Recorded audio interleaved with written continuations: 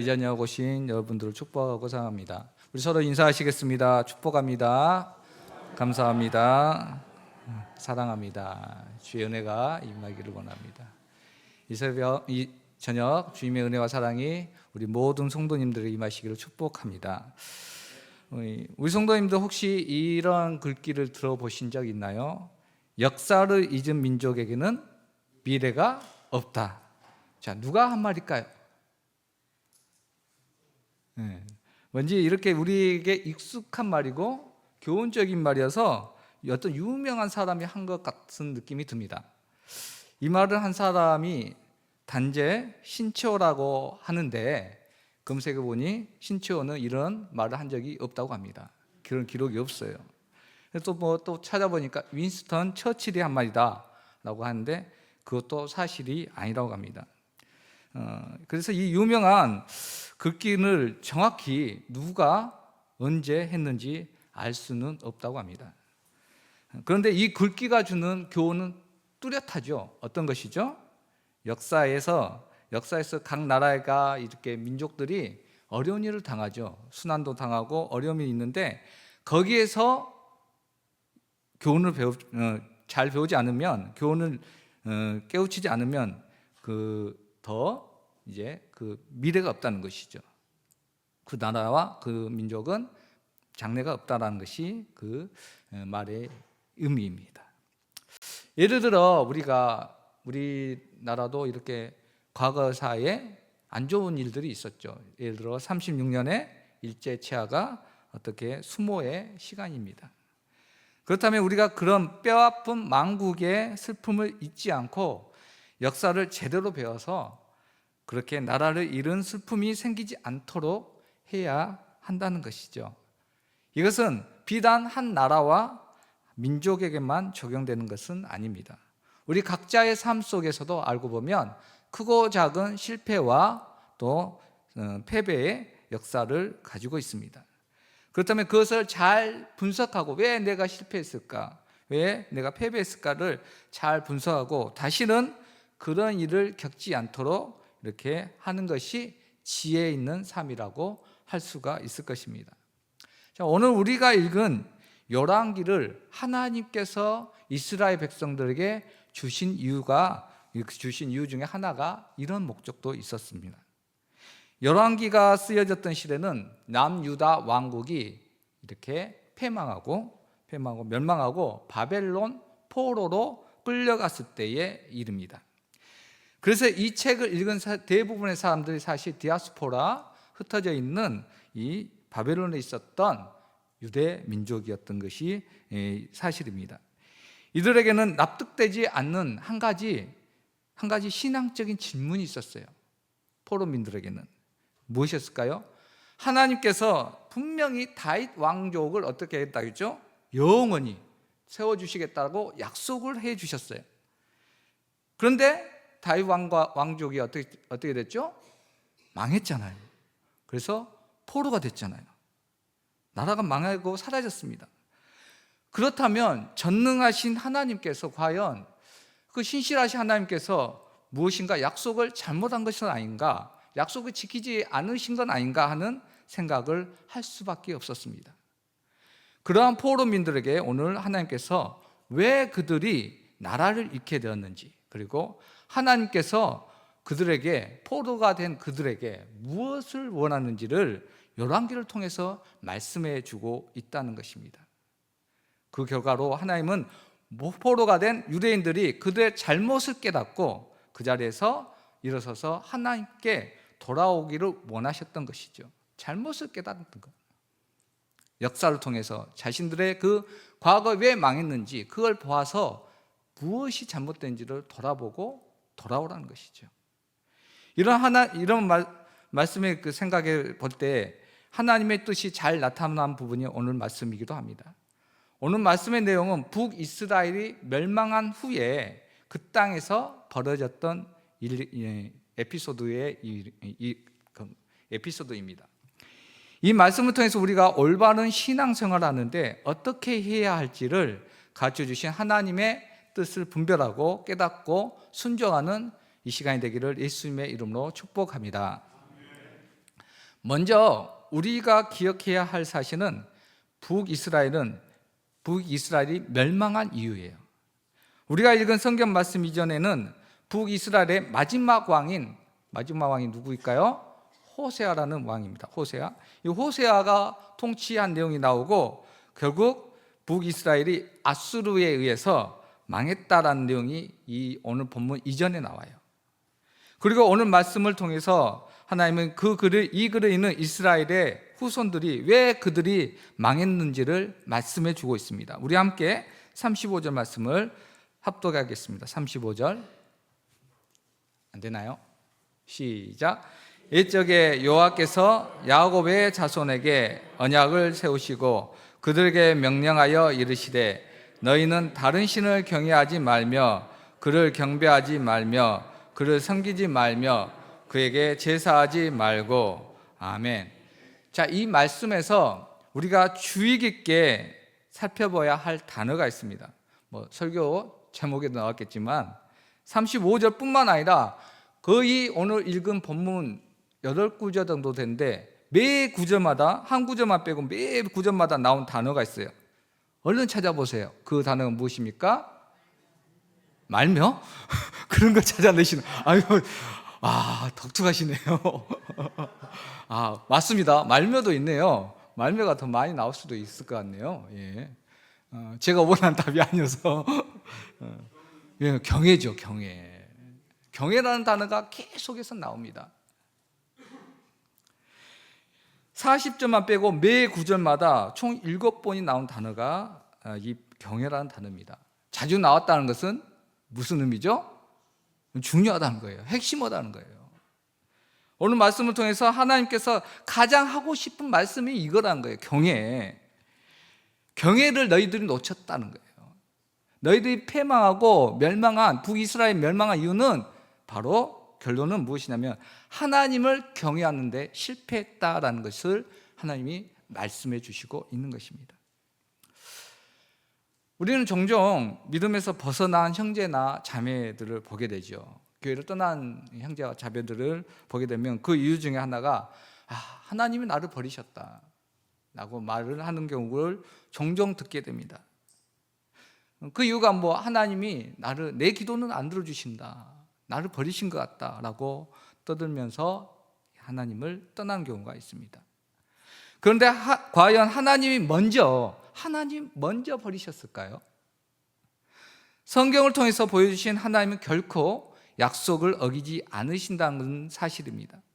반드시 약속을 지키시는 신실하신 하나님이십니다.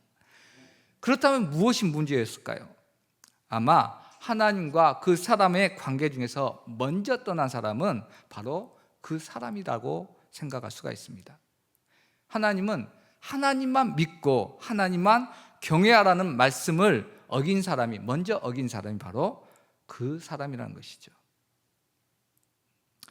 여기에서 모인 우리들은 모두 하나님의 신실하심을 믿고 잘 알고 있습니다. 그러기에 혹시 이렇게 신실하신 하나님을 오해하여서 먼저 떠난 연약한 지체가 있다면 그들을 위해서 기도해 주시기 바랍니다.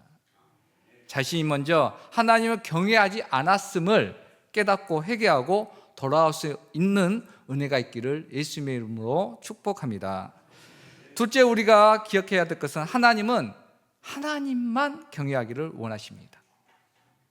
이게 어려운 부분이죠. 우리 39절 말씀 읽겠습니다. 오늘 본문 말씀 39절 시작. 오직 너희 하나님 여호와만을 경외하라. 그가 너희를 모든 원수의 손에서 건져내리라 하셨습니다. 아멘. 한국 음식이 참 맛있는 게 많이 있죠. 요즘 대신방 기간이어서 맛있는 걸 많이 먹게 되는데 많은 걸 좋아하지만 또 비빔밥을 저는 개인적으로 참 좋아해요. 지금 좀 위가 약해져서 미안하지만 좀 연식이 좀 갈수록 이 위가 약해져가지고 이런 말 하면 안 되는데 약해져서 전에는 이렇게 시뻘건 이 고추장을 아주 대담하게 잘 먹었는데 지금은 좀 함부로 못 먹습니다. 그런데 며칠 전에도 이 비빔밥을 이렇게 너무 많이 먹었어요. 너무 많이 먹었어요. 굳이 제가 안 가도 되는데 부르셔가지고 유리하신 두 분은 잘 드시는데 위가 크신 이 두 분 목사님도 잘 드시는데 제가 그 따라가려면 어떻게 됩니까? 배 터지죠. 아주 난감했었습니다. 그리고 속이 뒤틀렸었는데 다음날 정말 힘들었어요. 근데 그 다음날에도 비빔밥이 나왔어요. 여러분 먹을 수 있겠어요? 먹었어요. 먹으니까 더 낫더라고요. 이게 제가 한 가지 근래 깨달은 것 중 깨달았다기보다는 운동은 운동으로 푸듯이 먹는 것도 먹는 것으로 풀어야 되나 하는 의문이 듭니다. 다시 본문으로 돌아와서 아무튼 한국 사람들 비빔밥 좋아하잖아요. 정말 맛있습니다. 속이 안 좋아도 그렇게 먹을 만큼 너무 맛있고 좋은 것입니다. 그런데 우리가 음식은 이렇게 비벼서 맛있게 섞어서 먹어도 좋지만 믿음은 어떨까요? 결코 섞어서는 안 돼요. 믿음은 섞어서는 안 돼요. 하나님은 이것도 믿고 저것도 믿고 하는 것을 싫어하십니다. 오늘 우리가 읽은 성경 말씀에서 경계하신 부분이 이렇게 믿음을 섞는 거예요. 혼합주의 신앙이라고 합니다. 우리 함께 41절 말씀을 다시 한번 읽어보겠습니다. 41절 시작. 여러 민족이 여호와를 경외하고 또 그 아로새긴 우상을 섬기니 그들의 자자손손이 그들의 조상들이 행하던 대로 그들도 어느까지 행하니라. 아멘. 이 말씀해 보니까 여러 민족이 하나님을 경외하고 우상도 섬겼다라고 합니다. 하나님도 하나님 안 섬긴 게 아니에요. 하나님 안 믿는 게 아닙니다. 믿고 다른 것도 믿었다는 것이죠. 여기서 우리 여러 민족은 북이스라엘이 멸망하고 나서 그 땅으로 이주해 온 여러 이방 민족을 말합니다. 이 아수르라는 이 제국이 펼친 이렇게 정책이 있었어요. 그게 무엇이냐면 혼합이에요. 혼합. 이주 정책이에요. 그러니까 북이스라엘 멸망시키고 나서 이스라엘 백성들을 다는 아니고 이렇게 일부 뜯어서 자기가 정복한 아수르가 정복한 다른 데로 옮겨 놓습니다. 자기가 정복한 고산 강가에 있는 할라, 하볼, 메대 사람이 여러 골로 이렇게 끌고 갑니다. 포로를 끌고 가죠. 거기서 살아라 너희들. 그리고 그러면 사마리아가 비잖아요. 사마리아가 빌 거 아니에요. 끌고 갔으니까 그 자리는 누가 채울까요? 다른 이방 민족들이 와서 살게끔 한 것이죠. 예를 들어서 바벨론과 구다와 아와와 하맛과 스바와인 사람들을 데려다가 살게 했다는 것이 바로 아수르의 정책이었다는 것이죠. 그런데 여기에서 이제 사마리아가 혼혈종 이렇게 해서 유대인들이 아주 경멸한 이유가 여기 있는 거예요. 자, 여기에 이방인들이 오면서 무엇을 가져왔을까요? 자기들 신, 우상들을 가지고 온 거예요. 그래서 우상을 섬겼던 거죠, 그 땅에서. 그런데 그것을 보고 어떤 일이 벌어졌냐면 사자가 나타나서 사람들 다 찢고 이런 거예요.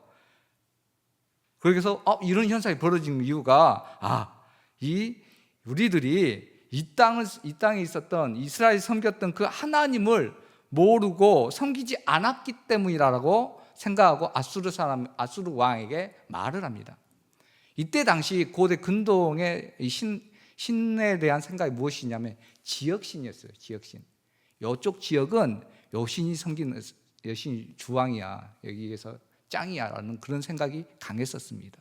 그러니까 가나안 지방 이스라엘 땅에는 누가 원래는 짱이었다고요?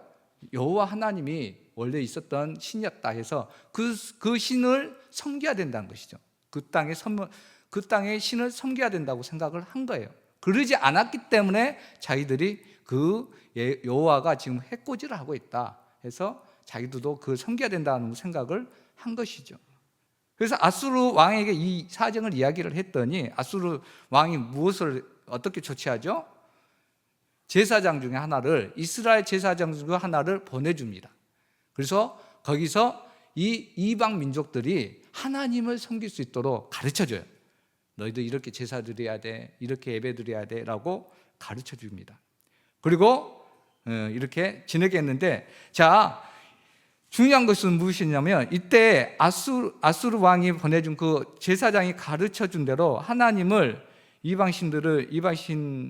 이방인들이 잘 섬겼을까요?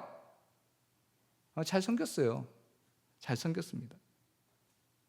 그런데 문제는 무엇이죠? 자기들 신도 섬긴 거예요. 똑같이 하나님도 섬기고 우상도 섬기고 자기들 신도 섬기고, 이게 그들에게 신관이에요. 다신론적인 생각. 그리고 이것은 하나님만을 경외하기를 원하시는 하나님의 뜻에 어긋나는 것이었죠. 자, 그렇다면 이 이야기를 들은 열왕기의 말씀 쓰여졌을 때 처음 들었던 바벨론 포로가 된 유대인들이 이 말씀을 어떻게 들었을까요? 그래요. 하나님은 자신들의 믿음이 다른 이방 신들과 섞여지기를 원하지 않으시구나 하는 것을 다시 깨닫게 됩니다. 하나님의 뜻을 알게 된 것이죠. 자기들이 패망한 이유, 실패한 이유가 하나님만을 경외해야 되는데 그러지 못했다는 것. 그리고 그 땅에서 비록 포로민이 된 그 바벨론 땅에서 하나님이 무엇을 원하신가? 자기만을, 여호와만을 섬기기를 원하시고 있구나 하는 것을 깨닫게 된 것이죠. 비록 그들은 징계를 받아서 바벨론의 포로가 되었지만 하나님을 경외하고 하나님만을 믿는 것을 지켜야만 한다는 사실을 알게 된 거예요. 이것을 이제 과거의 역사를 통해서, 말씀을 통해서 조명해서 알게 된 것이죠. 이것을 제대로 알고 깨닫고 말씀을 듣고 하나님을 경외한 사람들이 나타나죠. 믿음의 사람이 나타나죠. 아주 바벨론 포로기에 믿음의 거장들이 몇 명 있잖아요. 그 중에 한 명이, 그 중에 우리가 너무나 잘 아는 다니엘과 세 친구가 있습니다. 특별히 세 친구에 대한 이야기가 우리를 또 알고 있죠. 느부갓네살 왕이 금신상을 만들어 놓고 절을 하게 합니다. 세 친구가 우리는 우상에게 절하지 않는다, 오직 하나님만 섬긴다 라고 이렇게 절하지 않자 느부갓네살 왕이 어떻게 합니까? 풀무불을 이렇게 3배로 뜨겁게 해서 절하지 않으면 내가 너희에게 던지겠다. 그렇게 되면 이 풀무불에서 누가 너희를 건지겠느냐라고 이렇게 질문합니다. 그때 다니엘의 세 친구가 답변을 해주죠. 우리 다니엘서 3장 17절과 18절 말씀 함께 읽어보겠습니다. 시작. 왕이여, 우리가 섬기는 우리를 맹렬히 타는 풀무불 가운데 능히 건져내시겠고 왕의 손에서도 건져내시리이다. 그렇게 하지 아니하실지라도 왕이여, 우리가 왕의 신들을 섬기지도 아니하고 왕이 세우신 금신상들에게 절하지도 아니할 줄을 아옵소서. 아멘. 이렇게 다니엘의 세 친구는 생명을 걸고 오직 하나님만을 섬기는 것을 선택하게 됩니다. 우리 성도님들은 어떻습니까? 하실 수 있겠어요? 하나님만 섬기는 것. 지난 수요일에 우리 윤문호 목사님이 설교 내용 중에 여기 들으신 분들 중에 근심하고 가신 분이 몇 분 있을지 모르겠는데, 그때 무슨 내용이었죠? 재산을 다 팔아서 나 따르라. 아멘 하신 분이 누가 있었는지 모르겠어요. 근심하고 많이 가실 필요 없어요. 제가 하나 해결책을 말해드릴까요? 부자들에게 한 말이에요. 자, 여기서 부자의 기준이 중요합니다. 부자 기준이 중요해요. 여기에서 100억 이상 가시신 분, 이게 부자 기준이 애매하잖아요. 집 2채 이상 있으신 분, 그러면 한 채 정도는 팔아서 따라와도 될까? 아무튼 그래도 두 채 있는 사람은 세 채 있는 사람보다 가난하잖아요. 아무튼 이런 식으로 부자에 대해서 벗어날 수도 있을 것입니다. 그런데요, 이러한 근심보다도 더 우리 성도님들을 유혹하는 제안이 있습니다. 제가 이런 제안을 한번 해볼게요. 어떤 제자가 나타나서 이렇게 제안합니다. 야, 너 지금 신앙생활 너무 잘했다. 믿음생활 너무 잘하고 예배생활도 너무 잘한다. 믿음생활 잘해라. 그런데 너무 열심히 하는 것 같다. 주일에 예배 뭐 꼭 2번 가냐? 한 번만 가라. 일부 예배만 딱 가고 일부 예배 끝나고 나서 내 일 좀 도와줘라. 그리고 좀 저녁 예배 안 나가고 내 일 좀 도와주면 그날 하루에 100만 원씩 줄게. 100만 원씩 줄게. 자, 저녁 예배 나오실 분, 그래도 나오실 분. 할렐루야. 이게 쉽지 않잖아요. 이게 쉽지 않아요. 우리가 왜 이게 쉽지 않냐면 우리는 기본적으로 자본주의 사회에 살고 있어요. 저도 그렇고 이미 그 구조가, 이 뇌 구조가 돈에 대한 생각이 일단은 이게 있어야 된다는 기본 구조가 있어요. 그렇기 때문에 이걸 놓을 수가 없어요. 쉽지 않습니다. 집 파는 것도 쉽지 않지만 100만 원 일주일에 한 번 포기하는 것도 쉽지 않아요. 전 2배째가 더 쉽지 않죠. 개인적으로 봐보면 돈이 없으니까.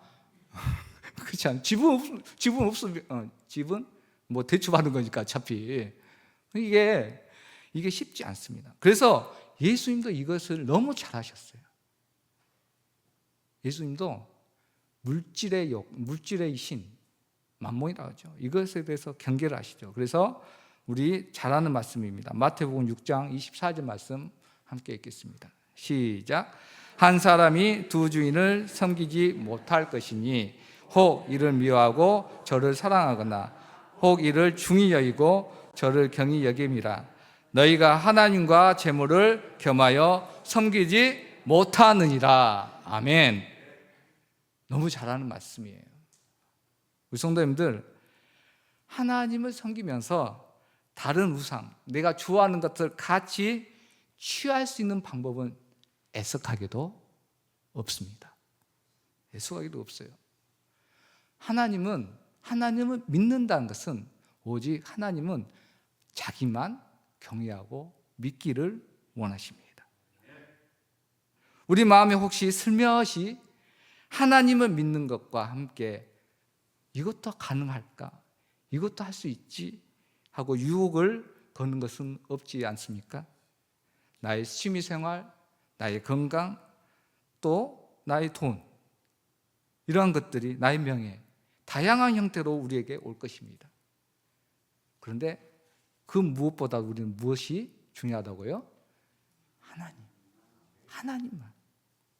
오직 하나님께서는 오직 하나님만 경외하기를 원하신다는 것을 깨달아 우리에게 오는 모든 유혹의 우상을 버리고 오직 하나님만 섬기는 저와 여러분이 되기를 예수님의 이름으로 간절히 축복합니다.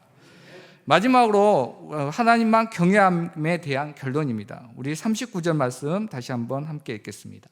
39절입니다. 시작. 오직 너희 하나님 여호와만을 경외하라. 그가 너희를 모든 원수의 손에서 건져내리라 하셨으나. 아멘.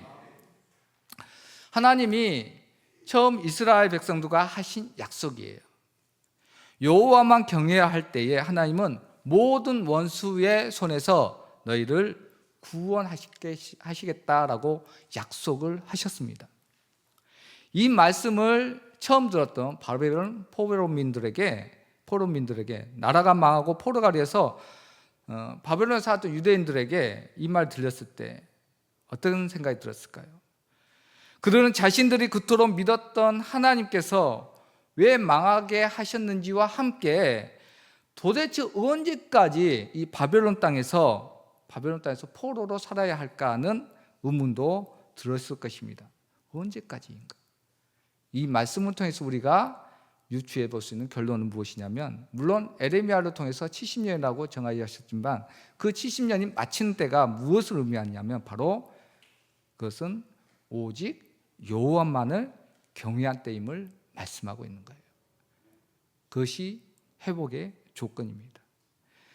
바벨론 포로민들은 오늘 이 말씀을 읽으면서 다시 하나님께서 회복해 주실 날들을 소망할 수 있게 되는 것입니다. 비록 하나님만 경외하는 데서 이제 실패하여서 바벨론은 포로민들로 지금 지내고 있지만, 다시 하나님만 믿고 하나님만 경외하게 되면, 의지하게 되면 하나님께서 포로민들을 구원해 주실 것을, 그리고 다시 고향 땅으로 가서 하나님께 예배할 수 있게 될 것을 기대하고 소망할 수 있게 됩니다. 말씀에 근거해서 그런 소망을 갖게 할 수 있는 것이죠. 하나님은 신실하십니다. 우리가 그렇게 하나님만 경외할 때 회복을 분명히 해 주신다는 것이죠. 우리 성도님들, 믿음의 여정도 마찬가지입니다. 하나님만 섬기는 데서 나는 예수 믿고 그냥 정도로만 쭉쭉쭉 이렇게 오신 분들 몇 명이나 될까요? 없어요. 누구든지 유혹에 넘어지고 격가지로 가고 다른 길로 가기도 합니다. 믿음은요, 유혹에 빠지지를 않는 것이 문제가 아니에요. 유혹에 빠질 수도 있어요. 문제는 뭐냐면 빠졌을 때 믿음의 사람은 어떻다는 거예요? 다시 올 수 있다는 거예요. 그게 믿음입니다. 그게 믿음이에요. 세상에서 벗어나서 저리 이끌려 갈 수도 있어요. 포로민이 될 수도 있어요. 말할 수 없는 고난과 고통이 우리를 감쌀 수도 있습니다. 그러나 그럴 때 오늘 바벨론 포로민들에게 주신 약속의 말씀 기억하시기 바랍니다. 너희가 나를 경외하면 내가 너를 구원할 것이다. 이 말씀을, 약속의 말씀을 붙잡아서 주님만을 경외하기를 어떠한 경우에도 선택할 수 있는 저와 여러분이 되기를 예수님의 이름으로 축복합니다.